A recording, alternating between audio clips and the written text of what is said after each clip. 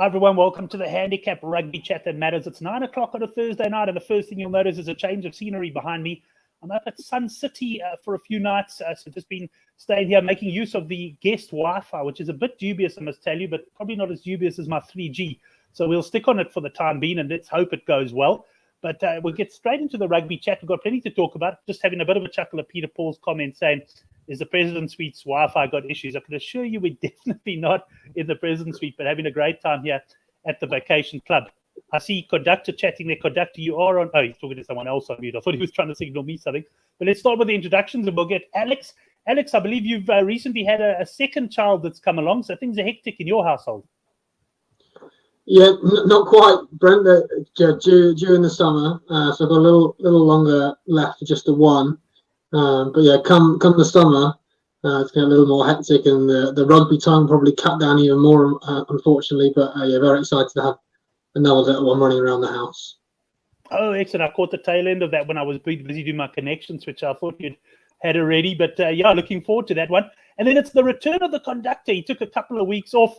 The boys on Twitter convinced him to come back. It looks like he grew the beard perhaps a little bit more in that time. And Conductor, welcome back to the show. Good to see you, towel in hand. Thanks, Brent. Yeah, always lovely to join you boys on a Thursday night and chat a bit of rugby. And yeah, absolutely. Yeah, there's been absolutely tons of rugby the last sort of 2-3 weeks with Six Nations and Super Rugby starting and URC and English Premiership and all of this. So there's heaps of rugby.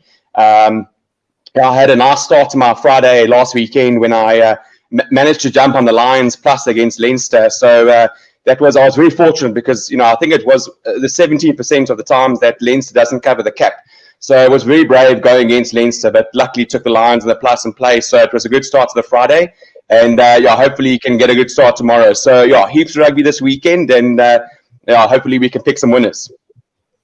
Excellent. We're looking forward to it. We're going to start off with Super Rugby Pacific and enjoy that little one there. It's going to be interesting to see when we get to the Leinster cap today, that's for sure. But we'll start off with you. And we've got 3 games on Friday, Conductor. And the first one is Moana Pasifika up against the Crusaders. I see a cap here at Sunbet of 36.5. I know earlier in the week, I think it was close to 40. Has there been a bit of money for Moana, yeah? Yeah, Brent, I think I'm not mistaken. I think it opened in and around 44, 45, 43. Yeah. I think money has come in on for Pasifika. I think maybe guys are maybe looking at the Crusaders side. It's obviously not full strength, missing guys like Mitch Drummond. Obviously a big omission as Will Jordan, Braden Ennor, Sevu Reese. So missing quite a couple of guys, and obviously quite a few new combinations coming in. Starting with Triple T, Tuarangi at 9 and Simon Hickey at 10. It's a new combo for them. I think Che Fihaki at 15, and obviously Lester Funga-Nuku, who's been absolutely devastating on the left wing for them. He's moved into centre, which is not ideal. The last time I bet on a game where he played at centre for Tasman, and I got absolutely slaughtered. So, yeah, it's not ideal. A few new combos, but still, and obviously missing in the pack Scott Barrett and Sam Whitelock, but still, a decent pack for them.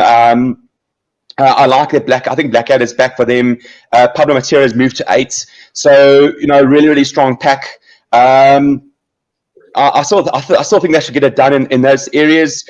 I'm not as confident. I took a bit of minus 34.5 on Crusaders. I'm not as confident on that. That's one of the bets. Probably the bet I like the most is I took minus 19.5 earlier in the week on the second half handicap. The reason being Richie Moana on the bench, as well Cody Taylor and Bryn Hall. So I expect Bryn Hall to come on second half and with nice crisp service, and Richie Moana against quite tired legs. Moana Pacific has built up to this has been quite stop-start. Obviously they've had 2 games cancelled. There has been COVID in the camp.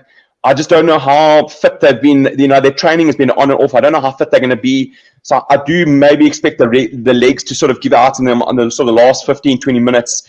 And that's where a guy like Richie Moana can absolutely tear you apart. So, Alex did alert me to the fact that you can get 16.5 on the second half handicap on Crusaders. I've taken some of that as well. Like I said, I'm on the minus 34.5 on Crusaders as well. I can see being a bit stagnant. The Pasifika team is not far off a decent NPC New Zealand team. A guy like Lincoln McClutchy, I like him as a flyer. He's decent. Some good guys. Obviously, Kepu's played for the Aussies. Danny Tuala, Stowers played for I think the Force. So there's some guys that you'll recognise there, but probably not super quality. I just don't know how well they're going to gel. And like I said, the fitness for me it could be a big issue for them. So that's why I really like the minus, the second half handicap. It is a 4 South bar. Obviously, under the roof, conditions should be perfect. 13.5 for Pasifika. I don't really want to get involved because I'm on the minus, but it's not. It might be worth looking at the overs there. Crusaders defense does seem to be a bit leaky, and like I said, Simon Hickey at 10, he can offer a sort of a weak shoulder sometimes. Well, Hendrik Swart giving the nod there to the second half handicap. Alex, what do you think of this game? Yeah, I think I echo a lot of what Brendan says there, and as you mentioned, I took some minus 16.5 second half this afternoon. Again, similar logic. Richmond Long off the bench. I did watch the only game we've had to watch at Pasifika so far, which was that pre-season game against the Chiefs. I mean, it's taken a bit of pinch of salt because it's very early in the season. They basically changed their entire team at half time, so it's kind of 2 halves. But they took them close the first half against the Chiefs. I think it was maybe 2 or 3 tries, and then the Chiefs ran away with the second half. In that game, I did notice that the Chiefs absolutely mauled them to death, and it's not something you often hear about a Chiefs side. They scored, I think, maybe 3, maybe even 4 tries from more time, so that might be something they may struggle with, but it isn't the biggest Crusaders pack. Brendan mentioned a couple of the guys that are out, but I think the second half, when as Brendan said, match fitness is so key, and under the roof, it's going to be fast, it's going to be quick. And I think the Crusaders should cover that second half handicap pretty comfortably.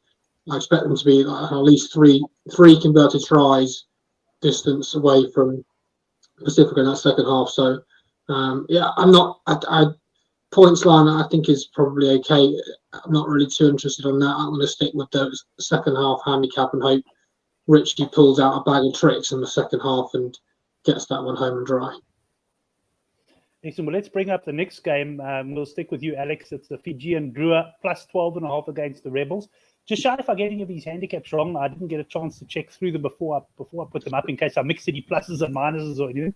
But here we got the Drua have got off to a really tough start, but the Rebels have been awful, haven't they? And I know Hendrik Swart went and Southpaw went on good for the game for them. Under 31.5 points, the Rebels. What's your strategy here? My strategy with the Rebels, and I think it's similar to some of the guys' strategy on Zebra. Rebels are just terrible at the moment. They are dire. They lack a lot of passion at the moment. They're really not giving it as much as they should. But they have got a lot of injuries at the moment. But still, that performance last week, I was heavily on the Force, and it was absolutely cruised home. 3 points scoring at home is quite frankly pathetic against the Force. They were dire, the Rebels, and as I said, they have got injuries, but it's no excuse to some of the play they were pulling out. It was really, really poor. So this started at 19.5 earlier in the week. Brent and I jumped straight on the plus 19.5. The Drua haven't been particularly great. They've had a difficult start to the season. They've played the Waratahs in biblical rain and didn't get blown away, but they weren't really in the game. The Waratahs kind of dominated throughout, and they played okay at times against the Brumbies, but in the end, the Brumbies kind of blew them away towards the end. But they've had a couple of games now, and they have shown us a few glimpses out wide. They can threaten, but they still have struggled to put a performance together. But I see this almost as a wooden spoon game. I think Pasifika will go okay, and I think they'll do okay against these sides in particular. But I see this as a wooden spoon game, and so I think Madrid are going to be so up for this. They have made a few changes.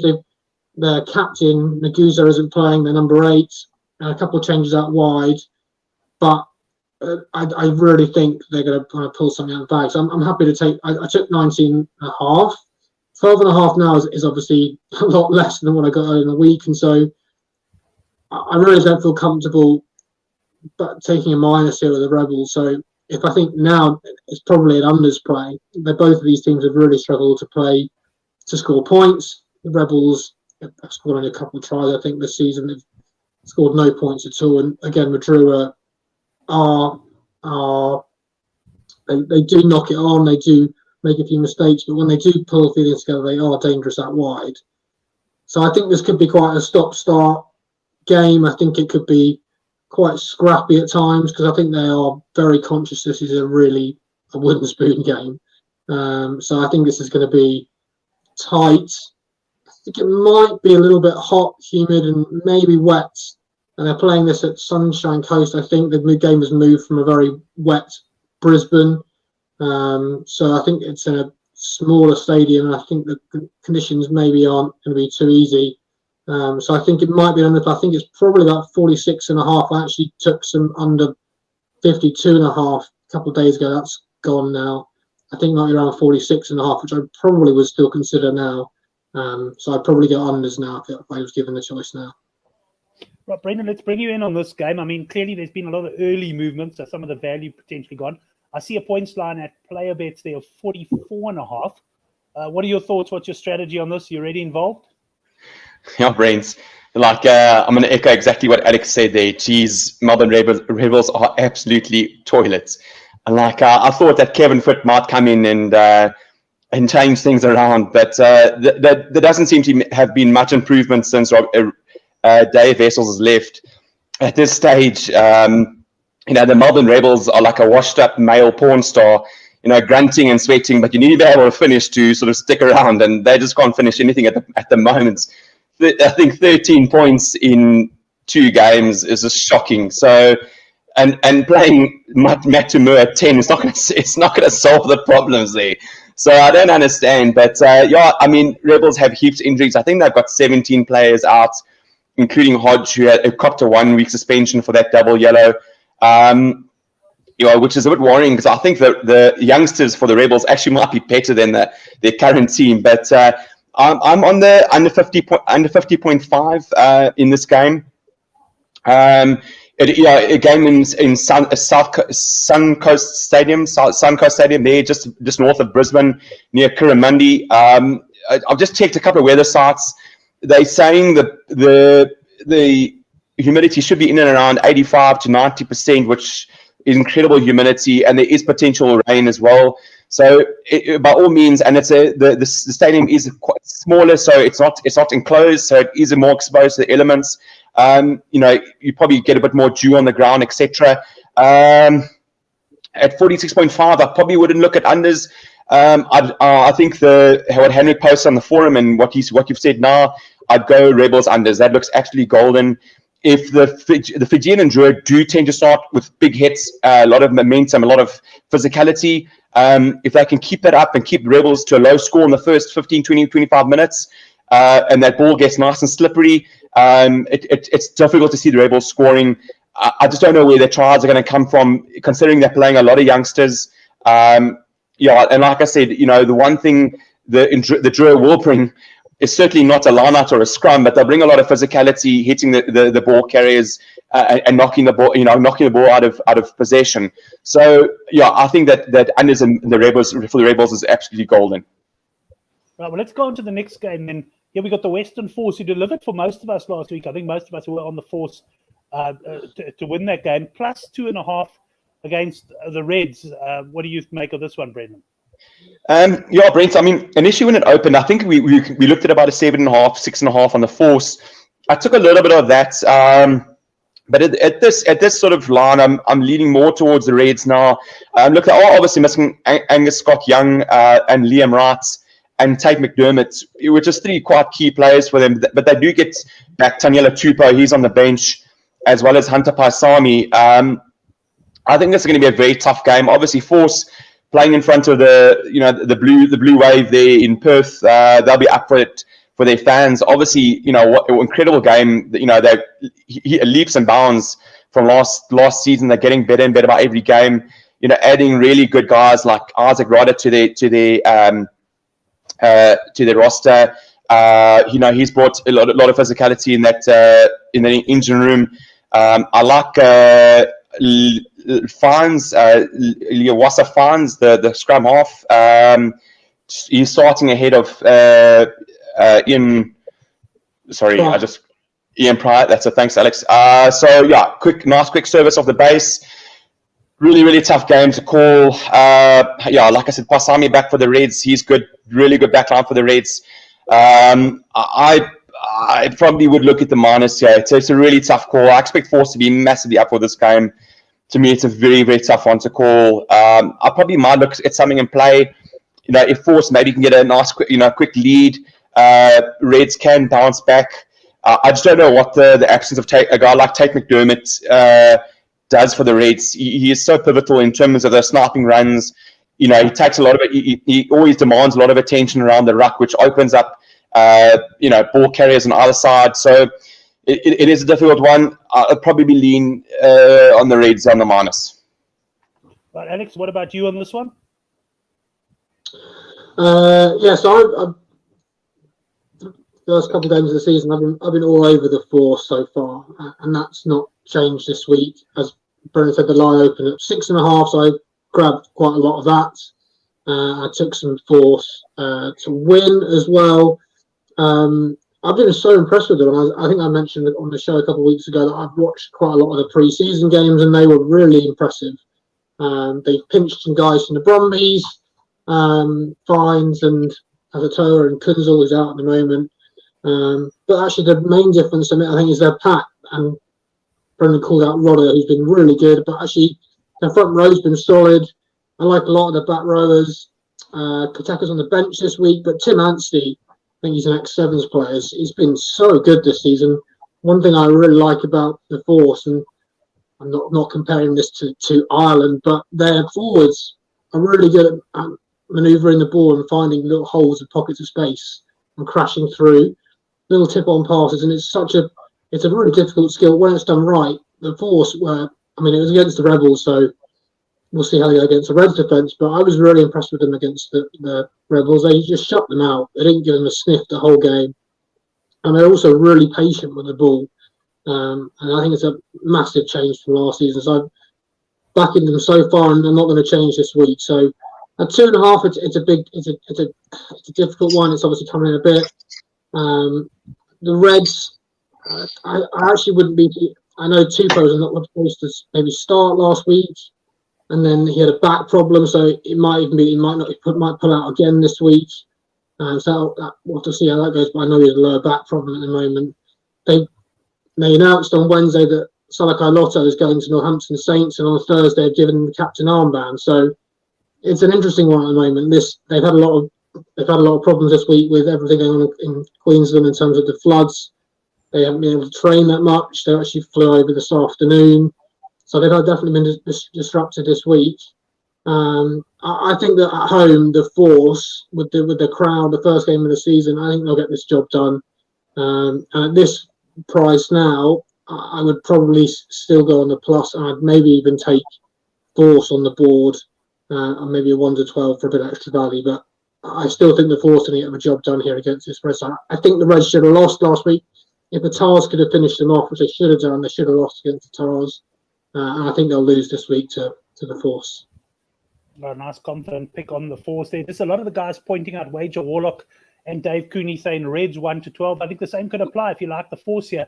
This looks like the sort of game which isn't going to have too much in it. Johan Este isn't coming in with Force halftime, Reds full-time, and Johan is on good form. I know he did his treble last week on the show, so Johan, hopefully you'll share another one with us a little bit later. Let's stick with Alex for the next game, and it's the Blues minus 4.5 against the Chiefs.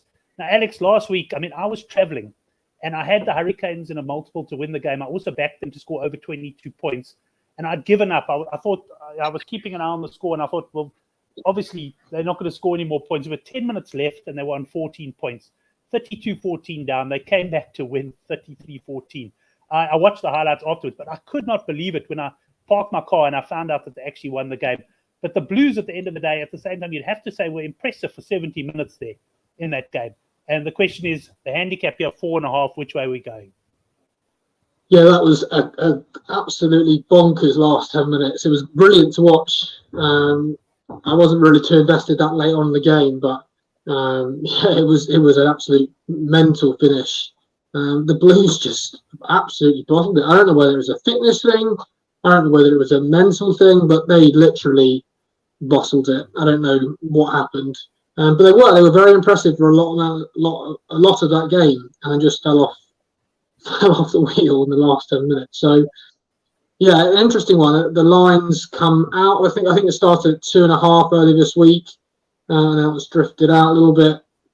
I actually haven't made a play in this game yet.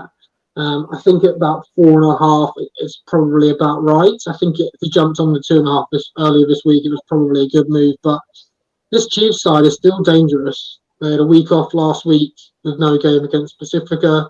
But I was really impressed with them in their first game of the season against the Highlanders. They've got a really well balanced side. I really like their pack makeup. Obviously, Metallic's back this year. Soakula looks absolute machine this year. Really dynamic, powerful runner at 8. And they've got quality out wide. They've got, I know they're playing Nankiville again at 13. They've got Alexander Brown come off the bench this week. And Josh Ioane is the perfect 10 for the Chiefs. So I think he's been a great signing, and I think he'll be a really good asset for them this year. So I'm pretty on the fence here. I think for me, the caps is about right. I think it's a difficult one I can't really make an argument for either on the cap. Actually, I think the points line, if I believe is correct, is about 50.5, which also is probably about correct for me. So I think I might look at an in-play one here and see how the game goes. I haven't really put him down yet, and I can't really make my mind up, so I'm probably going to leave this one.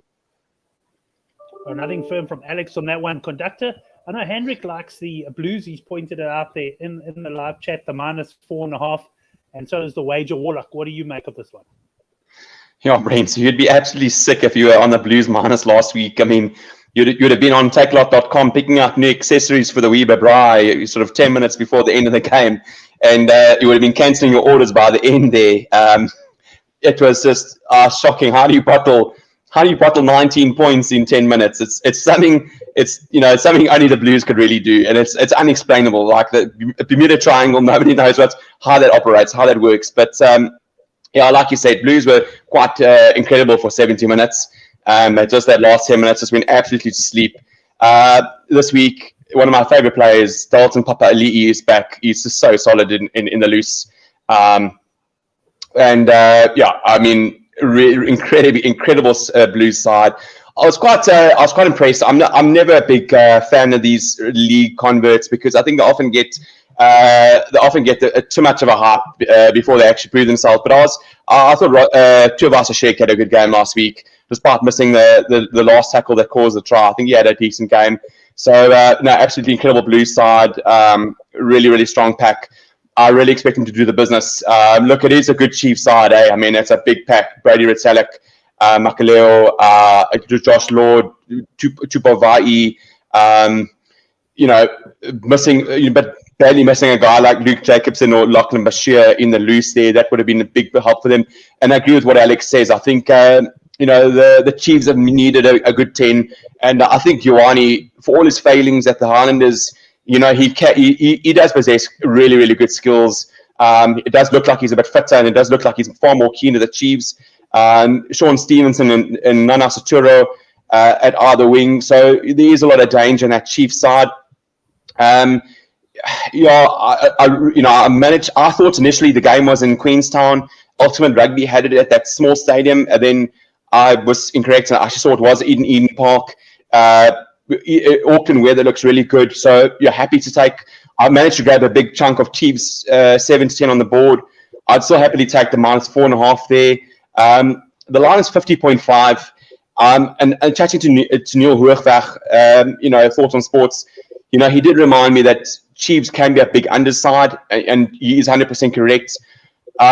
It's just difficult with Paul Williams as ref, and an afternoon kickoff with good weather in a Kiwi game. It's hard to ignore the 50.5. So I've taken a little bit of overs, nothing big, but my main bets is obviously on the Blues on the board to win. And hopefully, I think with the game under the belt, they'll be a lot better. And there's enough quality for me to get the job done in Eden Park. We'll speak of the devil. Neil's appeared on the show here. He likes Blues over 27.5, and he's already on the -2.5 and -3.5. Let's see what Dino says on this one. Tavisha Sheck will attract more and more defenders and give Rika only lots of space to operate this season. I must admit, this is one of those games you don't want to miss. I'm going to be interested to see, because my son plays his first rugby game and he's made the first team of his school now. So I'm going to be watching that out in Benoni. So I'm just hoping some of the boys from the Benoni Golf Club don't come and watch that game, because otherwise I might be in for some action of my own there. But hoping the times don't clash, because I'd really, really like to watch this game. Let's get on to the next game, the final Super Rugby game conductor. We got Brumbies -7.5 against the Waratahs. We're not doing Hurricanes, Brent? Oh, sorry, did I miss that game out? Sorry, I missed that. Yeah. We'll come back to that one. Let's go for this one, and then we'll come back to the Hurricanes game. Yeah, it's a tough one. So, like, I was singing Ben Donaldson's praises in that first game against Fijian and Drua, and actually cursing the sight of him in that second game. And he had some shockers against the Reds. I had a fairly good strike on Waratahs to win the game, and really, I thought they'd be able to pull it off. Ben Donaldson had other thoughts, and the conditions were terrible. I think it was in Sydney. I think it was Sydney that played.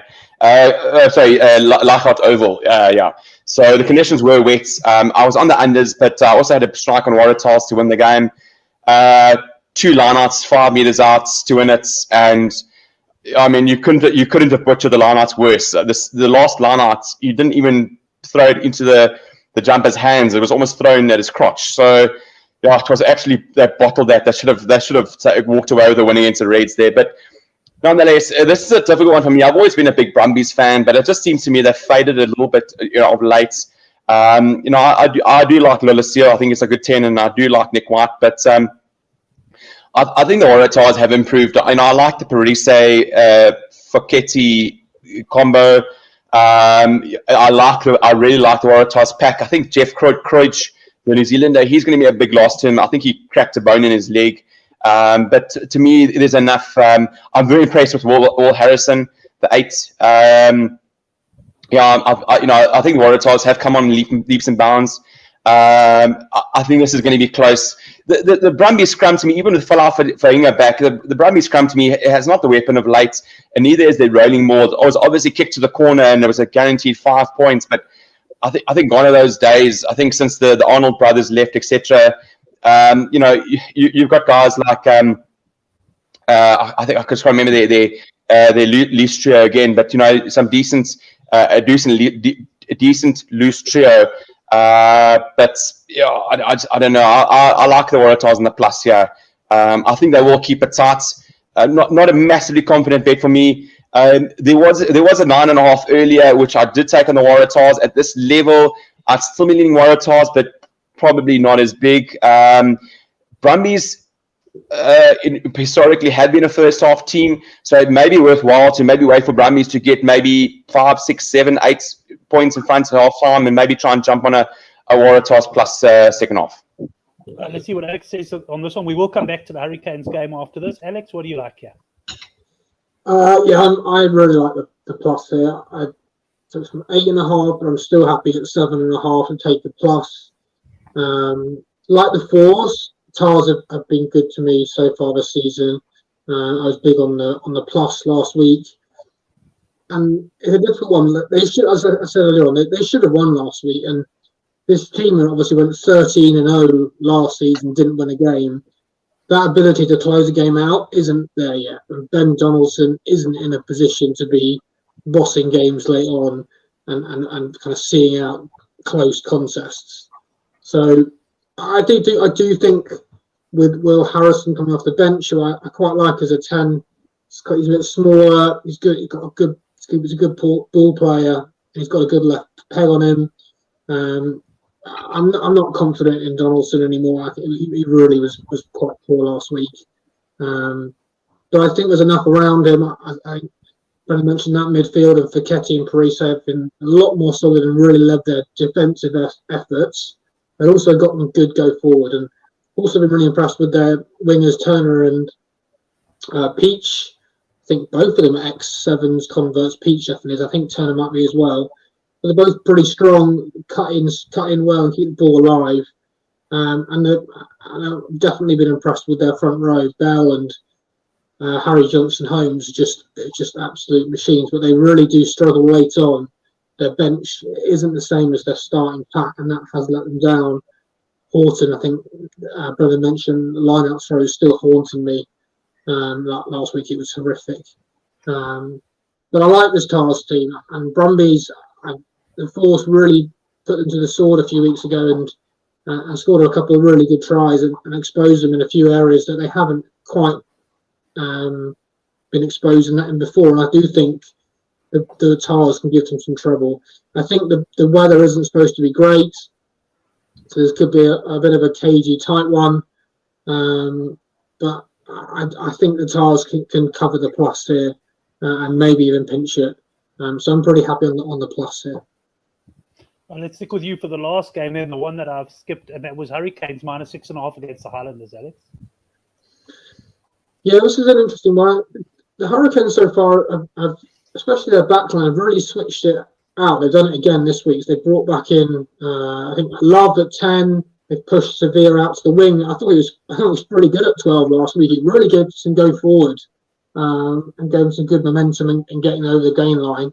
He's out on the wing this week. I'm really impressed with Bailyn Sullivan at 13, who absolutely did Tuisasa's check for that final try and put Ardy Surveyor under the posts.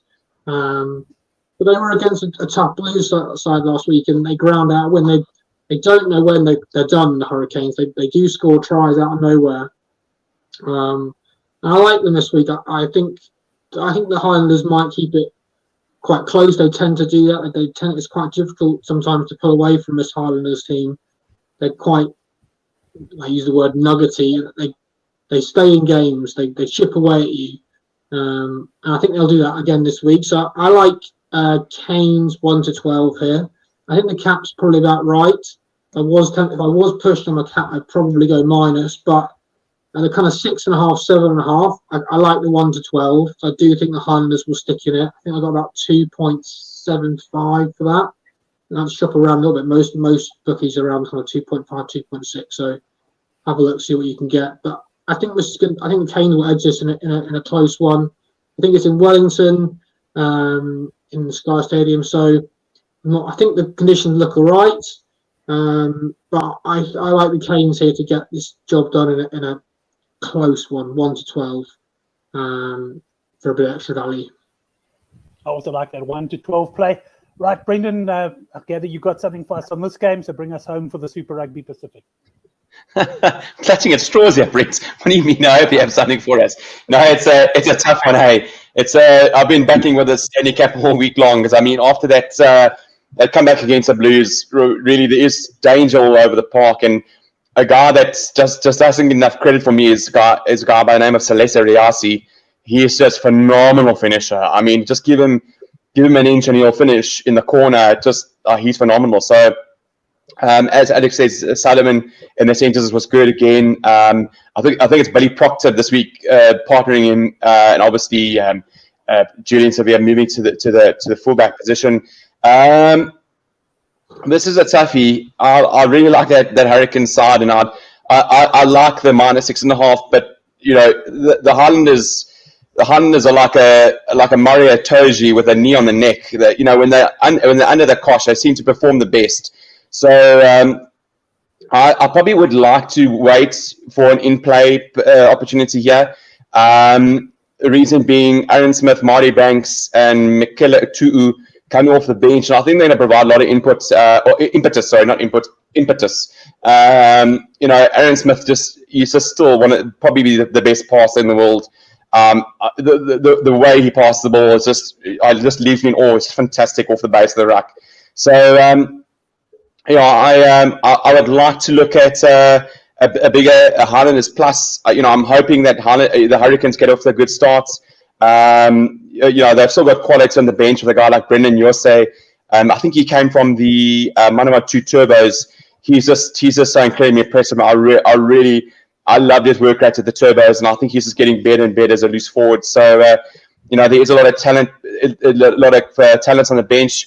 I just think with a guy like Garden Basher coming up off the bench for Hurricanes, I think he may not be as quick as the starting 15. It may just slow it down a little bit, where a guy like Aaron Smith can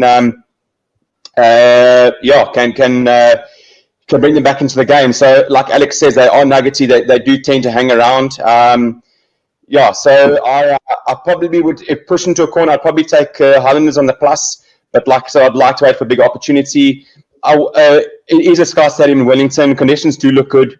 I would like to look at overs, as I do feel that both sides can score. Especially with a guy like Scott Gregory coming off the bench, he does like a late try. My only concern is Brendan Pickerel as referee. He does tend to penalise the attacking team, which sometimes does tend to slow it down. There was obviously a directive from Rugby New Zealand to try and speed up the game. It doesn't seem like it's worked too much. We haven't had super high scoring games so far in Pacific in terms of Kiwi games, but I probably might look at overs here as well. We're going to go on to the Currie Cup now, Brendan, and stick with you. And Alex did mention he hasn't really looked at the Currie Cup. Alex, if anything does catch your eye as you go along, just stick up your hand and we'll come to you. But otherwise, we'll go through. Brendan, I'm also wary of time. We've never hit an hour mark with Brendan before on the show. And I just don't know what his form is going to be like after the hour and after his 8th tafel. So we But let's go on to the Currie Cup. And we got the Pumas. This is Friday night, Brendan, plus 9.5 against the Sharks. Yeah, Brent, my form might get progressively worse, and the language might get progressively worse. So let me try and wrap it up as quickly as possible. No, I like Pumas, yeah. Obviously, Sharks juggling their team, mixing and matching between URC and Currie Cup. It's not a bad Sharks team, but Leroux Roots, not bad. I think Gumedi is in the Sharks side. They've got a decent side. It's not terrible, but I really like this plus on the Pumas. I managed to grab a bit of 10.5. I'll still take 9.5 with pleasure. I see he has pushed Eddie Fisher to 12. He's still got a very solid Pumas side. They'll be up for this game without a doubt. Being played in the low veldt. Altitude is a slight factor. It's obviously a lot higher than the Sharks base in Durban. So I'm all over the plus here. Like I said, Pumas are able to field a decent side. I just hope they can rise to the occasion. I think Jimmy Stonehouse will have the guys G'd up and to try and get this win. So, well, Neil agrees on the Pumas plus, and then Hendrik going as far as to say back the Pumas on the board. I had a quick look at this game as well. I do like the Pumas as well. Let's go on to the next game, though. We've got another, let's call it underdog at home here. Griquas plus 6.5. Griquas beat Western Province 22-20 in their last home match. They play against the Blue Bulls side that for me hasn't been firing. And I'll tell you straight up here, Brendan, I quite like the Griquas here. And Brent, I'm going to unfortunately oppose you. I thought I'd get in first. I agree with you. Griquas were awfully good against Western Province. I thought West Province didn't take all the opportunities they could have had. I've been really impressed with that. Griquas 12, Zanet Duplessis. Griquas do look well coached. They have got some good players. I think they've got almost a full strength side this week. I think that loose trio of Hunro, Sergel. I think Neil Otto is there. It is a good Griquas side. It's probably the full strength Griquas side, but I know that the word coming out of Loftus is that they want to win Currie Cup. They've got no URC game this weekend, so I've got a very sneaking suspicion they're going to send pretty much a URC side down to Kimberley to ensure the win. They know how tricky it is there. They know it's going to be incredibly tough. The field is not like it used to be, that actually cement surface with a bit of grass sprinkled on top of it to give it some color. It is a lot softer these days. So I'm going to take a speculator. I'm going to take Bulls on the minus, which is a brave thing to do. Like I said, the Griquas have been impressive at home, incredibly fierce over the ball. I just know that if Jake and Gerrit Small, the Currie Cup coach, does decide they want to win, I think they'll cover this handicap. Right, let's go to the next one then. And by the way, the boys on the chat divided. It looks like Henrik and me versus everyone else there. We love our Griquas. Free State Cheetahs, Brendan, minus 12.5 against the Golden Lions. Yeah, Brent, I know the Lions have bolstered their side a little bit. That brought in Tian Swanepoel at 15, Rabis Maxwani at 14. I think Emmanuel Chichuka, he's normally fluctuating between the Currie Cup and the USC side. He's starting. No, Vincent Chichuka, who I don't know why he's not playing because he didn't make the side. He didn't make the trip to Ireland. That's and obviously Devon Rousseau, the Namibian / ex-Bull / ex-Lion / not really. Yeah, he's at 11. And I think Fred Zayling is starting at 10. So there is a bit of obviously experience, but the rest is a lot of young guys. This cap to me is completely wrong. I'm happy to take a lot of cheaters on the minus here. Cohen Jasper at 15. I really like him. Unfortunately, no Roscoe Speckman, but he's got a decent replacement there. Gideon van der Merwe, at 6. I just don't see, and John Rudolph back as well. So I really enjoy his willingness to get stuck into the dark arts and put his head into nasty places. It's a solid Cheetahs front row against, like I said, a very, very inexperienced pack and not a lot of experience on the bench either for the Lions. I'll wait to see what the points line is for this game. I mean the Lions have leaked absolutely massive amounts of points. Like Henrik did say, unfortunately, the issue is Jadazweni on the whistle. He can tend to lean towards the unders, but if I get a line of about 51, 52, 53, I'll still happily take the overs or just potentially take overs on cheaters. If I can get a cheaters overs at about 35, 36, I'll be happy on that. Yeah, certainly also have a look at overs there. Right, that's the Currie Cup done. Alex, you've been sitting patiently waiting for your turn. It's the Gallagher Premiership, of course. And we'll start off with the first game, and we'll get you to kick us off. Harlequins minus 18.5 against the Falcons. Yeah, this one's drifted out a bit today. It started at, I think, maybe 13 or 14. When the teams came out, it moved quite quickly. The main reason, I think the Quins have got some players back. So Joe Marler's starting, and Wilco Lowe starting. It's the first time that Quins have had their preferred props starting this season. Because Wilco was injured for most of the start of the season, so it's a big Quins front row. And Quins have struggled with some back rows recently. They've been playing. Actually, they are playing against. Even Levis is playing 6, so second row playing 6, but Laude's playing. And then out wide, Hugh Jones has been a lot better recently at 13. Tommy Allen's playing 10. And Liner is back on the starting pitch. He's been on the bench for a while. Falcons have had a couple of changes. The pack doesn't look as strong as I thought it would do. Radwan is playing out wide, always a threat. I can guarantee you he'll score against Quins. He always scores against Quins. It's a difficult one now. 18.5 is a big cap. And Quins have struggled with big caps for a while, actually. And for a lot of the season, Quins have started slowly and then come back into games. But in the last kind of 3 weeks or so, there's been some more positive signs, and Quins have kind of going back to how they were last season, which was playing good rugby, playing in the right parts of the field, but using Andre Esterhazy and then going out wide and using their strong back rows for game line and then finishing out wide. So I think 18.5 is too big now for Quins minus. I wouldn't take that personally. I think the points line is, you see, I think is it about 50, Brent? Can you see it? Did you see points line? I think it's about 50. I'll have a look quickly. Yeah, we got 52.5 here at player bets. 52.5. So I think this is a kind of game where I'd be tempted wait for the try line. I think it's probably going to be Quins if you got overs. If you get over, I think unlikely to get 3.5. It'll probably be 4.5. But I would still be tempted to take Quins overs tries. Quins don't take points. They kick to the corner. They take scrums on the 5 metre line. So I think the try line might be 4.5, and I would still take Quins to score 5 tries at home on a dry night in Twickenham with a sold out Stoop. So I'd go overs on tries here. If you get 3.5, go big, but it's probably going to be definitely going to be 4.5. So I like Quins here on the overs tries.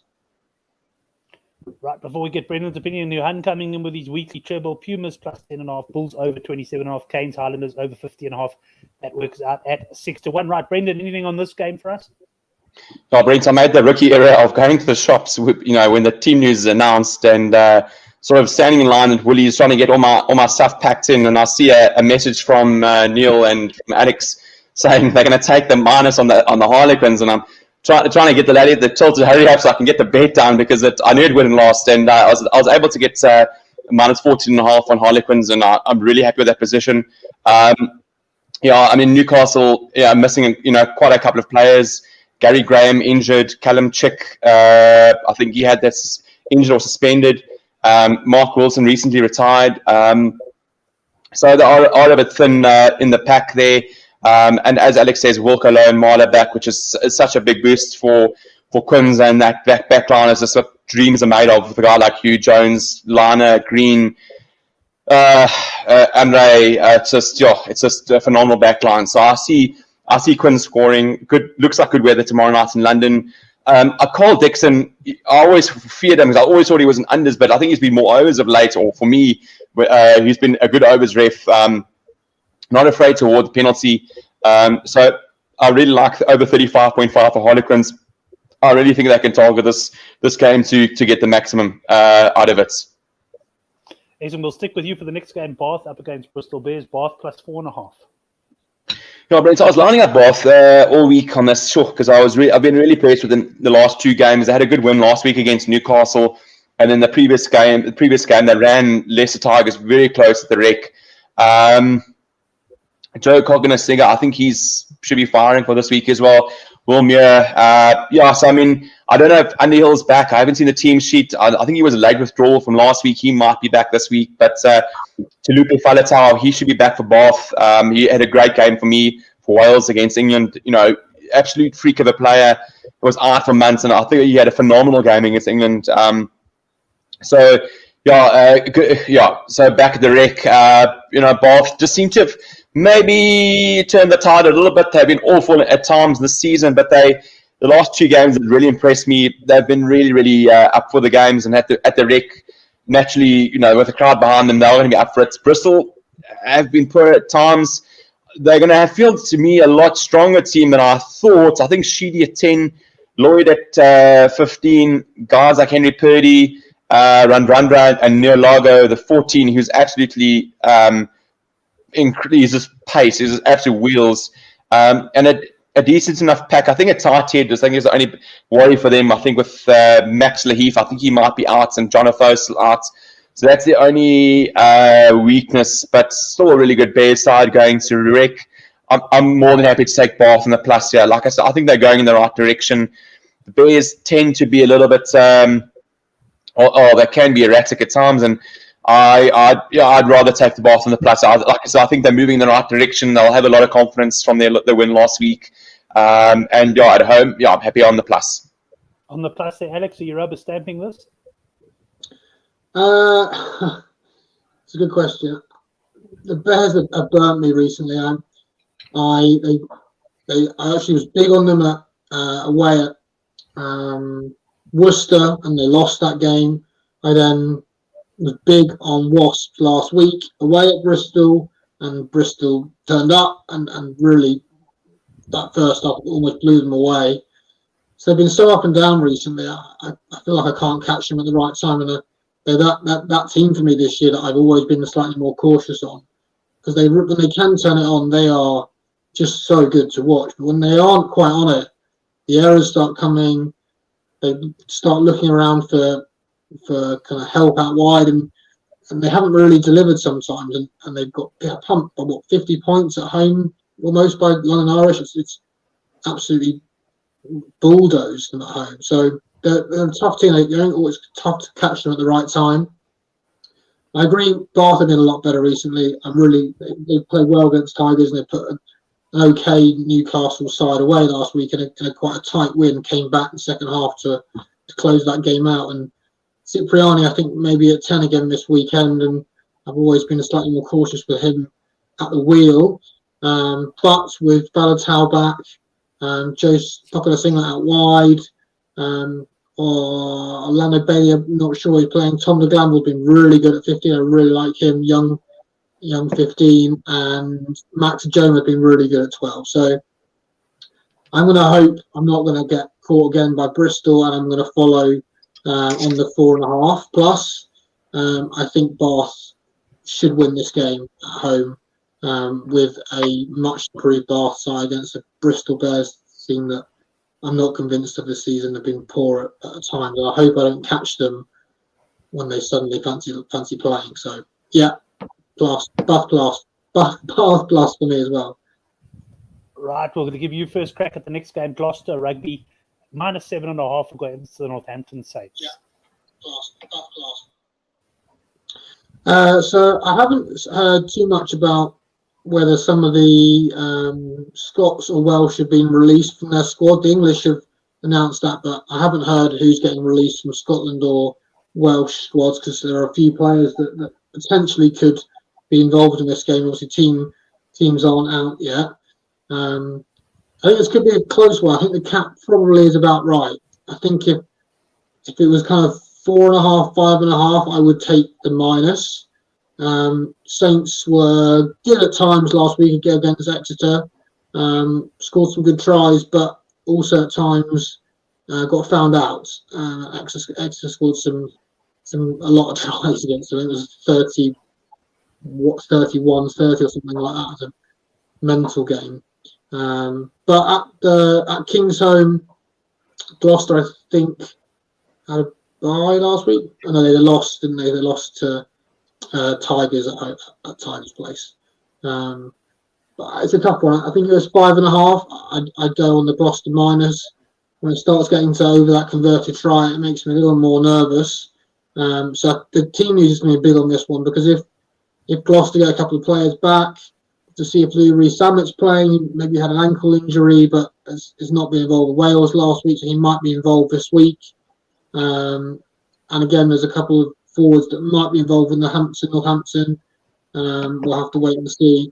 So at the moment, I'm slightly leaning on Gloucester minus, but I'm going to wait for team news, and it would probably be a tentative play at the moment until team news comes out.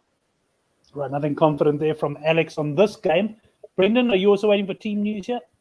Yeah, Brent, I'm quite confident on Gloucester. I agree with Alex. I just think we need to try and find a better minus. I just think we might need to try and look for a -5.5, -6.5. I think when it gets beyond a converted try, the red flags start rising. I do tend to get a bit nervous. Northampton were very good in parts against Exeter Chiefs. But then Alex Mitchell, that 9, absolutely hit the wall and was just dead, I think, after about 50 minutes. And, the game didn't go smoothly after that. Exeter were able to impose themselves after that. I was quite impressed with the Northampton Saints scrum against Exeter. This is an area where I think Alex knows a lot more than I do. I think maybe Exeter was just a little bit weak in the scrum because I don't rate Northampton as a powerful pack. Especially missing a guy like Courtney Laws. I think Lewis Ludlam might be back for them. I don't think he was retained in the English side, so he might be back for Saints. And like Alex says, we don't know if Chris Harris will be back from the Scotland side. Hopefully, Louis Rees-Sammet is firing. Obviously, had an ankle niggle. When he is on all cylinders, he's just phenomenal to watch. So I like the minus side. I just think the Gloucester pack will just be too much meat for Saints to deal with. I think Furbank is in the English side, so he won't be playing this weekend for Saints. So yeah, I like the minus here. Not strong, but I'd probably look at the minus here. And I'd also like to look at Saints at overs for the game, and depending on the weather. I think both teams play quite positive rugby, and like Alex says, Saints do tend to unfortunately leave some gaps. So could see a bit of points in that game. Right, let's stick with you for the next one. London Irish minus 11.5 against the Worcester Warriors.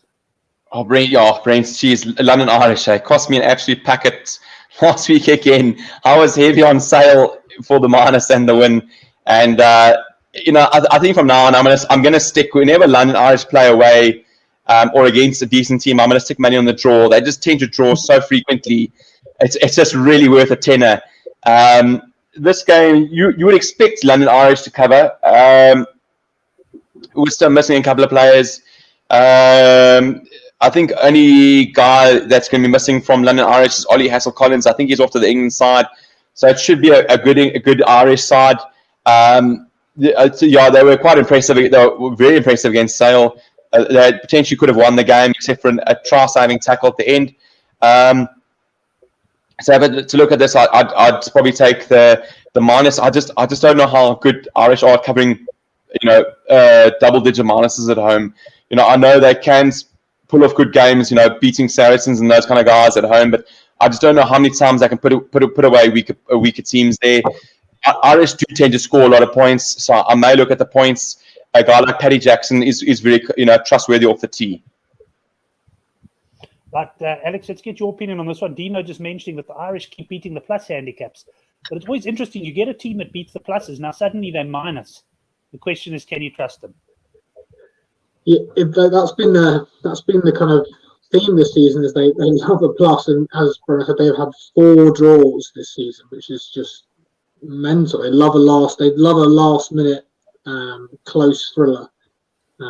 So this is, I can't remember them having a double digit minus this season. This must be their first one. So we'll have to see how they get on. But I think Worcester again have been a bit of a sometimes turned up, but on the road have struggled. At home, Steve Diamond has come out and said that basically he wants Worcester to be an at-home team. They want them to win the games at home and try and take a point on the road. And when you come out with that sort of statement, it just puts doubt in my mind that how fired up Worcester are to go to London Irish when they're probably already looking at the next home game and looking at where their next win comes from. So a double-digit minus makes me nervous for London Irish, but I think they should cover this. I think I would prefer to look more on the point side. I think you're probably going to be looking 30, 33, maybe something around 32 for a London Irish team at home. But I think they'll score 5 tries here. I think they'll cover the overs. So I wouldn't take. I'm not sure about game overs. I think I'd rather go London Irish overs on that one. Right, let's stick with you for the next game, penultimate game of the Gallagher Premiership. Saracens minus 4.5 against the Leicester Tigers. Big one, this. Yeah, clash of the Titans, top of the table clash. So Tigers are probably they have kind of stumbled of late. They haven't quite the same momentum they had in the earlier season.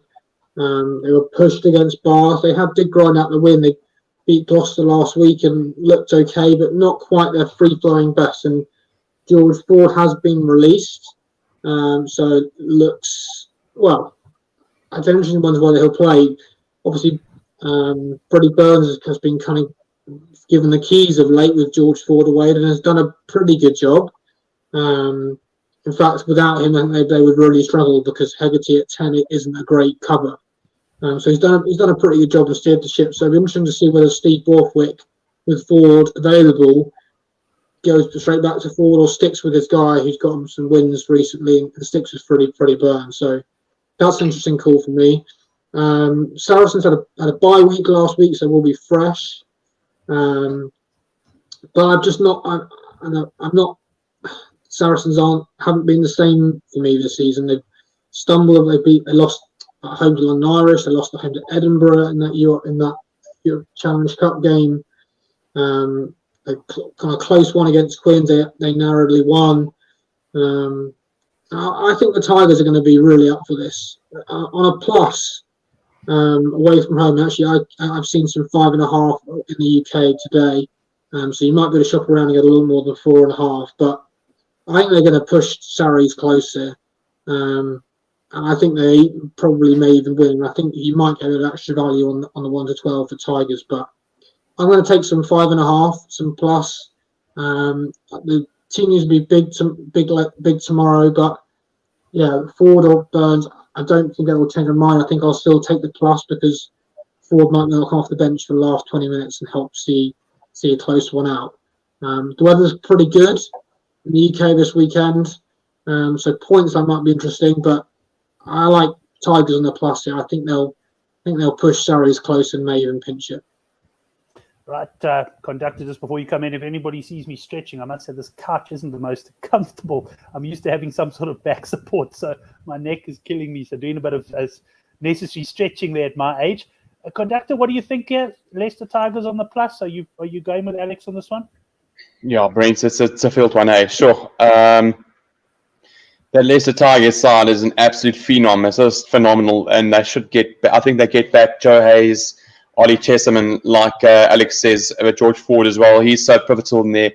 And the Tigers sets up Saracens with a game off last week, so they will be fresh. They'll know what's coming. They'll know they have to raise their game. I'm in complete agreement here with Alex. If I'm going to be pushed, I'm going to take Leicester Tigers in the plus. That being said, I think Saracens are going to tackle like there's no tomorrow because I know that this is a massive game at the Stonex Stadium. I mean, from what Alex says, the weather is good in London, I think on Saturday. But if we get a high line on this, I'd like to look at unders. Saracens' defense, when they're keen, can be very, very stoic, absolutely like a wall. Leicester Tigers, similarly with their loose forwards, incredible over the ball. Rafael coming on in the second half, like an absolute limpet mine, getting over the ball. So difficult. In and around that 22, he's just like an absolute. He's all over it. So I don't know if I'll get involved in terms of the minus or the plus. They pushed, like I said, I'd probably take the plus, but I'd probably like to look at unders there, even though I think it's a synthetic pitch there at Stonex. I think both, but it'll be very, very cagey. Right, let's go into the last Gallagher Premiership game. Then conductor will give you first crack at it. Exeter Chiefs -4.5 against the Sale Sharks. Yeah, Brent, I quite like Sale here on the plus. Exeter did to me had a bit of a smash and grab against Northampton Saints. They looked very, very, very, very vulnerable at times, even with Dave Ewers back.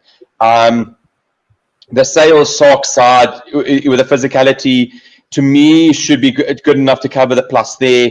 Even though it's even though it's an away game for the Sharks at Sandy Park, where it can be very difficult to play. Sometimes conditions can be quite difficult. To be honest, I haven't looked at the weather. I haven't looked at the referee in this instance, but my gut feel says Sale Sharks on the plus. No Luke Cowan-Nicky for the Chiefs. He's quite badly injured, so he's away for a couple of weeks. And they're missing a lot of grunt in that pack, which is where the Chiefs often thrive with their big boppers. I think Sale Sharks could take advantage. I think they'll be upset with themselves what happened against London Irish, and I very much like the plus here. Right, Alex, finish off the Gallagher for us. This is also on the plus here. I think going back to this game last year in the semi-finals, and Sale had to go to Chiefs, they lost. I think there's going to be a lot of appetite from the Sale side to really prove a point here. Actually, I'm surprised. I actually price this as kind of a slight minus on the Sale side. It's just favourites. So I like Sale on the plus here. I actually think they'll win this game. I think it's actually going to be... Historically, Sharks have been quite often an underside, but they've been scoring a lot of points, actually conceding quite a few recently. There's some really high-scoring games. So I'm going to hope the bookies price this one as a tight, cagey affair and take some overs because it's going to be a nice day down in Exeter. The wind doesn't look too bad and looks sunny. So I'm hoping the bookies are going to think this is going to be a cagey one, and I'm going to take some overs because both these teams score tries. Gone are the days where when Sale constantly take threes and try and grind out victories. They score tries. They put it to the corner. They have got some good backs out wide. So I think Sale will actually win this game. I'm going to take the plus for a bit extra cover. And hopefully, if you can get kind of mid 40s, 46, something like that, I'd go overs. I think this game will have some tries, and maybe even if you can get kind of 5.5 on the overs tries, that would be perfect. So take a look at that one as well. Excellent. Well, we're into the home stretch. We've just got the URC to talk about, 6 games to chat about there, Alex, and we'll get you to start us off here. Edinburgh -1.5 against Connacht. I think this one might have switched around a bit. I think in the books in the UK, this was priced earlier on at this, but I think it might now be kind of just edging it in the market. I think it switched this afternoon, or maybe it's different bookings, but I think I saw that kind of -1 in the UK after team news. But I grabbed some kind of +1.5 just after team news. The team looks pretty good. Jack Carthy's playing at 10. Marvin's on the bench, Jared Butler's on the bench, but out wide they've got Sammy Arnold playing and John Porch is playing at fullback, and pretty much okay pack as well. I think there's some strength to the bench as well. Jared Butler and Papali's off the bench as well. Edinburgh have been an interesting one. At the start of the season, I was backing them a lot to score points, overs, tries. They flew the ball around a lot early on, and that was mainly down to Ben Vellicott playing at 9. But I don't know what he's done. He was kind of involved with the Scotland squad, but then hasn't got a look in. Gone back to Edinburgh, but Henry Purgos is playing at 9. He's not been given a look in, and he really set the tempo for Edinburgh at the start of the season. So I'm a bit perplexed to work out why they're sticking with Henry Purgos. And Edinburgh, who have scored a lot of points early on, haven't got over 20 points. I think for the last few games they haven't really performed as of the start of the season. So I've been quite disappointed with them recently. And Connacht last week, I think they lost, didn't they? The Storm. Oh no, they narrowly won. I think late on to the Stormers. But in the previous week was very good to me. Don't talk about that game, please. Sorry, Brent. I had the Stormers ending a 10-1 treble that would have got me out of trouble. It also cost me the newsletter accumulator as well at 15-1. Absolutely devastated. And I couldn't watch it because I was watching a club rugby game. But, no, terrible. Let's not even talk about that one. It's the problem with games at the sports ground. I think you think it's going to go one way, and Stormers were better than I thought. But the previous week, they were very good to me, Connacht. I was quite big on them away at Scarlets, and they delivered there very comfortably.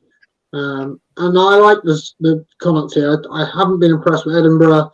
They've lost some of their players, obviously, to Scotland, but there's a good contingent of Connacht players that are a real core on their side. And with Jack Carty at 10 is a big plus for them. He really does drive them forward.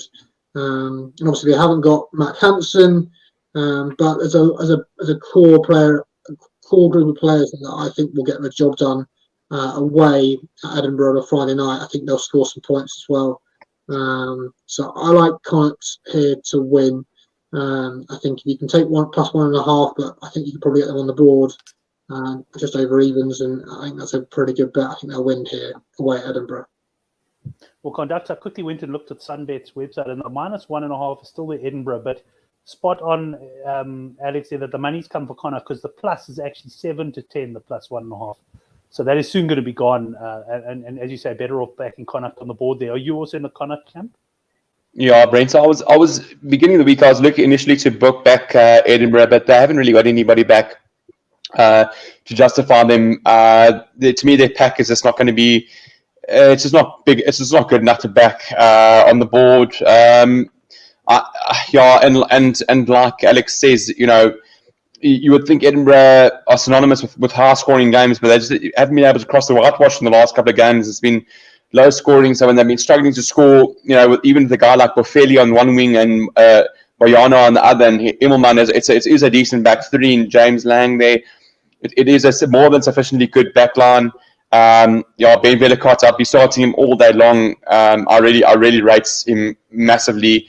I was impressed with this Connacht side last week. Kian Pendergast was quite phenomenal for Connacht. Lever Fafita, very good as well. The Connacht guys showed a lot of grunt against the Stormers pack. They do get back, like Alex says, Jack Carty and Dave Heffernan from the Irish side. So, a guy like Carty is so pivotal for them. John Porch, Daly, really, they've been playing very, very well. My only concern with Connacht are they do tend to be a little bit erratic, and sometimes when they should win games, they do tend to bottle it a little bit, but I'm happy to take them on the board, yeah. Let's stick with you for the next game. Ulster up against Cardiff, and here we got Ulster favourites minus 11.5. Well, Brent, I was also initially lining this up as a big minus play. I was very happy to take Ulster, considering they got back a lot of guys. I think Bakun is back. The preferred centre pairing of McCloskey and James Hume, which I really, really like. That loose share of Marcus Ray, Nick Timoney, and sorry, I just can't remember the other guy, but a really, really decent loose trio. But Cardiff have also received a lot of guys back. Josh Navidi is starting again. He's fit to go. So it's Navidi, Botham, and Jenkins, I think, is the loose trio for Cardiff, which is more than handy. Holo, he's getting some game time from the Welsh side. So really, really handy Cardiff side. For me, there's no bet. This minus is very, very well placed. If it was in and around 5.5, 6.5, I'd probably look at the minus. But this minus is a bit big at double digits, considering it is a good Cardiff side, and they are very well coached. So yeah, it's a no bet for me. Yeah. Alex, yourself on this one? Yeah, similar logic to Brendan. I was also eyeing up minus here at home on a Friday night. They like those night games. I think the crowd turn up, and although they haven't got the prodigy of Lowry back from Ireland, who's been unreal for Ulster this season, they've got McCluskey and Hume, as Brendan mentioned, and they're a brilliant combination in midfield. McCluskey with the power and Hume with the more dynamism and hands out wide. I saw that Vermeulen's on the bench, and there's Cardiff, as Brendan said, got a lot of players back. I love that loose trio. That's a test team loose trio for me. I think obviously Navidi will be rusty, but he's a class individual, and I'm sure he'll deliver on his first game back. So actually, I'm leaning more on the plus here. And actually, in the UK, you can get 12.5. I've seen 13.5. They might have gone now. So at kind of 12.5 and 13.5, and actually 11.5. I think Cardiff are going to put up a bit of a fight here. I think it's going to be a tight game. I think they'll really try and battle away at this Ulster side, and I think they'll finish. This will be a tighter game than the bookies think it will be. I think if you can get 12.5, that would definitely be a plus. And actually, even 11.5, I think plus would be a nice way to go. It's not a massive bet for me, but it's a lean on the plus for me. Yeah, it sounds like could be an Ulster 1 to 12 play, that one as well. But Alex, we'll stick with you, and we'll get Brendan's opinion second on the Leinster match. Benetton Treviso here, plus 20.5 against Leinster. So I haven't seen who either of these teams are getting back from international. I don't know who Italy have released. So there's a big question mark over this one until we see sides, because actually Benetton have still got an okay core of players, but if they get a couple of the Italian test national side back, then this could be an interesting plus. So Benetton at home, they always turn it on more. They get up for these kind of games. So and without knowing who's coming back for Leinster, there's nothing really that takes my fancy here. I'll let Brendan call this one. This is a no bet for me. Both these teams generally I like to avoid. Personal opinion, been burnt on a few times, just prefer to avoid. So it's a no bet for me. Excellent. We're just having a look here before Brendan tells us Henrik saying Benetton on the plus, and Dave just making a bit of a joke there. Leinster cover 88.8345% of the cap. And Dina also likes Benetton on the plus. So the question is, Brendan, you've taken a bit of stick for going against Leinster. Have been a little bit in and out of late. Are you going to go against Leinster here, or are you going to back them on the minus? It looks like, to me, this looks like a big cap away from home. Yeah, Brent, this is a no bet for me. I'm not going against anybody. No, Leinster get back Jordan Lama, or as I say in France, Lamour. So they get Jordan Lama back, Jimmy O'Brien and Ross Maloney back from the Irish side. Yeah, and like Alex says, I don't really speak Italian, so I can't really understand the press conferences too well. There's just a lot of hand gestures, and I don't really speak the hand gestures, so I don't understand what they're saying in the press conferences. So I'm not really sure who Treviso will get back. But this is a no bet for me. I saw a very interesting comment by Murray Kinsella, the Irish journalist, this week, and he said, Leinster, you would have thought they would have smoked the Lions. And similarly, you can see them covering against Bennett and Treviso. I thought at times against the Sharks should have really put the heel on the throat and really put them away, but they just stuttered and gurgled their way to a victory there. They should have really put this Treviso side away. It is, there are some squad players in that Treviso side that are lacking heavy match fitness. Like I always say with Leinster, is that if they're up for it, they can cover this cap easily. They've got more than enough talent, but I just don't know if they will. So for me, I stay out of this game. I won't even take an alternative minus. It's just too tricky. Henrik saying chicken conductor, enjoying that one. And just as a matter of interest, guys, I had a bit of trouble on Good for the Game website earlier. If any of you guys have been on and had any troubles, please let me know so we can let our service provider know, because it seems to be a bit inconsistent. But I've also got one tweet suggesting it might be giving problems in some places. But conductor, will stick with you for the next game. We're nearing the end of a marathon session here, gentlemen. Minus 15 and a half months against the Dragons. Brent, to be honest, I'm going to stay out of this one as well. I know that Munster, haven't really. I don't think they're getting anybody back that is of significant impact. But they really should cover this against the Dragons. Dragons missing, quite a couple of guys away to Wales. But I'm just not super confident in Munster to cover big handicaps. They've also stuttered the last couple of games. I haven't been following them intently, so I'll be honest, I'm not in the best position to provide an opinion here. I thought Ulster were good against Dragons in very horrible conditions in Newport. I don't have much of a feel for this. If you had to ask me, I'd probably lean on the minus. It's difficult. Dragons are just not really that great quality. I think there's more than enough quality in the Munster side to cover this. I just don't know exactly who Munster will have available to them. I think guys like Jack O'Donoghue, I think should be there. Coombs is there, I think. So they should be covering this against, to me, not a good Dragon side at the moment. Right, Alex, anything to add on this one? Yeah, similar there. I think the only play I'd look at in this game is probably, and it's going to depend on the point line, but it's going to be Dragons unders. They just don't look convincing scoring points this season. In fact, I think they barely ever score any points. I think they've got over 20 at all. I think if you can get kind of under 16 or 15 and a half, I'd probably even take under 14 and a half. I just don't think they're going to score points against this Munster side. So I'm going to wait for teams and the point line, but the only angle I'm looking at the moment is under on the Dragons. We'll stick with you for the penultimate game of the show. Scarlets against Glasgow. Scarlets minus 1.5. This is another one that you kind of need to know if any sides kind of are getting players back. I watched the Scarlets against the Connacht, and they weren't great. Connacht played well and won pretty convincingly in the end. They're one of those sides that they're kind of like a Bristol, actually, I think, for in the URC, the Scarlets. They can turn up and they can play well, but when they don't, they're really poor.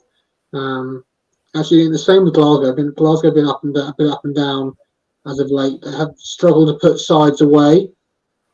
I understand why this game is about choice, because it is a bit of a 50-50 call, this one. So at the moment, without seeing teams, I really haven't got a strong call, and I wouldn't feel comfortable sticking my neck out and kind of calling one or the other.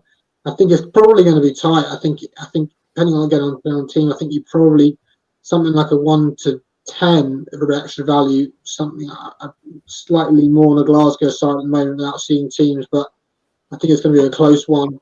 I don't see it being a really high scoring game. I think it might be quite tight and quite cagey. I think it will probably be. I think Glasgow might edge it without seeing team news. So if I pressed, I'd lean on a kind of a tight Glasgow win, maybe 1 to 10 for an extra value. Yeah, it could be a market that Sunbet offer. I know is either side by 7 or less, and that could be one to look at in this game. But let's get Brendan's opinion on it. Yeah, Brent, I'm very much in agreement. It's difficult to pass an opinion without team sheets, but for me, it's Glasgow Warriors on the plus or no bet at all. I just can't back Scarlets in any way, shape, or form. I just think they're I just don't know what Dwayne Peel is doing there. They just look incredibly badly coached. I mean, I think a couple of weeks ago they got absolutely thumped by Bristol. I think Bristol gave them about 50, and then Connacht went and won there. I've been super impressed with a guy like Jack Dempsey, then the Kiwi fullback, the Glasgow Warriors. Josh McKay. Josh McKay, yeah. I mean, he's been impressive. Guys like Carl Steyn, you know, there's enough quality in that Glasgow side to get it done. I think Richie Gray is still there, if I'm not mistaken. I think he should be playing Ryan Wilson. I think so. So, like I said, if the team sheet's up and it's a good Warriors side, I'm very happy to take the plus there. There's just nothing that says to me that Scarlets are turning it around. They've put in some awful performances. You know, one that really sticks in my mind, because I lost a lot of money on it, was when Munster sent their C/D side there and absolutely paces Scarlets, and that was the final nail in the coffin for me for Scarlets. Is just when you can't beat a very poor Munster side. There's a lot that's wrong there at the moment. Oh, well, we'll get into the final game, but before we get into that, have you hit a personal best on Tafel Lagers drunk in the show? Because it has been a longer show than normal, or have you paced yourself? It's like a recycling bin next to me, brains. It's just like clink, clink, clink, clink, clink. So we better wrap this up quite quickly. I know that feeling when you carry your garbage out the next morning. Yeah.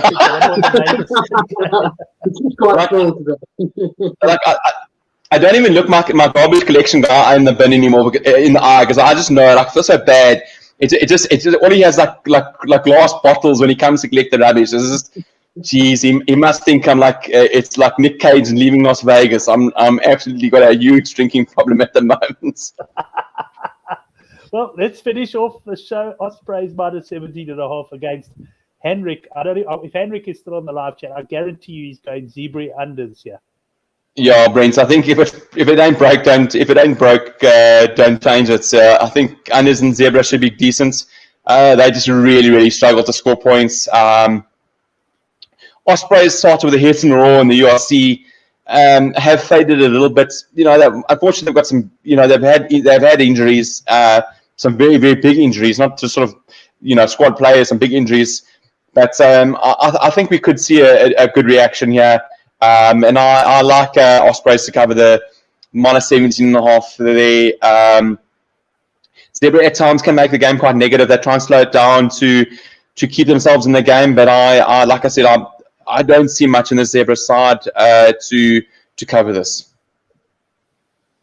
Right, Alex, end the show off for us before we get on to the best bets.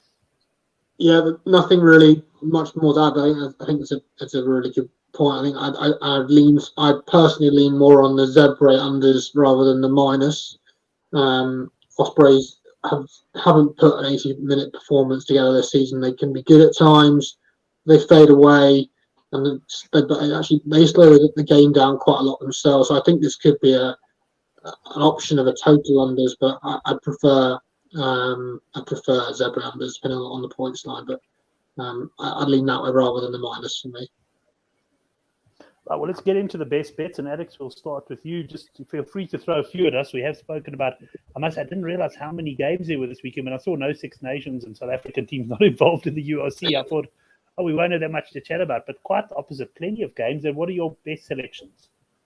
My best bet, so if I start with Super Rugby, my best bet of the weekend, I like the Tars plus 7.5. If it was still 6.5, I would have said Force plus, but I prefer Tars 7.5 plus at the Brumbies is probably my go-to best bet in Super Rugby. In the Premiership, I like Sale away at Exeter, and I like London Irish overs depending on the line. Hopefully, you can get in the low 30s. I'm going to jump straight on that. But I like Sale plus 3.5, I think it was, down at Sandy Park. And then in the URC, Connacht to get the win up in Edinburgh tomorrow night will be my best bet there. Right, and Conductor, what are your best bets of the weekend? Yeah, Brent, I'm gonna do a little smash and grab. I think while the bookies' attention is paid to bigger games this weekend in URC and English Premiership, I'm trying to do a little smash and grab. I'm going to focus my attention on Currie Cup. I really like the Pumas on the plus there. I really like the Cheetahs on the minus. That would be my main focus. URC, nothing really strong for me there. English Premiership, going to follow there. Really like Sale on the plus. Really like Harlequins overs. And Super Rugby, let's go the Blues. Excellent. Well, some great selections there. And first of all, well, I'll come back and thank the guests now, but thanks to all the guys in the live chat. I can't believe how many of you hung in with us also for the whole program. Your poor families can't be too happy with you. We almost hit an hour and a half, definitely the longest show. But with so much great rugby to talk about, and I must say, I am looking forward to getting stuck in from a betting point of view. Alex, first of all, to you, thanks very much for your time. Hope the lighty's sleeping and you can get an early night. I'll go in the house and find out. When I walk in there to the house screaming, I'll know what's going on. But if not, I'll go grab a couple more beers, I think. Cheers, Brent. Looking forward to rugby this weekend.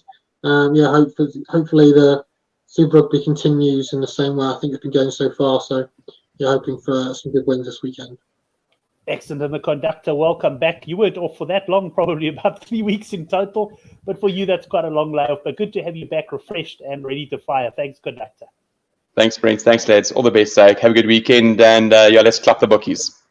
Excellent, everyone. We'll see you back next week. I think we've got some Six Nations to look forward to as well. Till next time, have a great punting weekend.